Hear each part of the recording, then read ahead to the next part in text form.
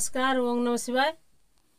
आज ये BM studio रे गुरुश्री दिनेश मल्लिक महोदयंकर एक निर्देशन एक सुंदर खिलाटेश्वर भजन रेकर्डिंग होईछि एवं ये गीतटी आपण मानक समस्त जदि भल लगे लाइक शेयर आउ कमेंट करेंगे।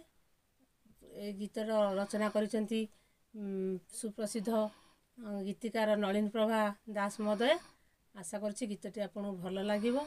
एई महाशिवरात्रि उपलक्षे मु आपण मानक ए गीतटी सुनिया अनुरोध करुछि। ओम नमः शिवाय। जय खिलाटेश्वर।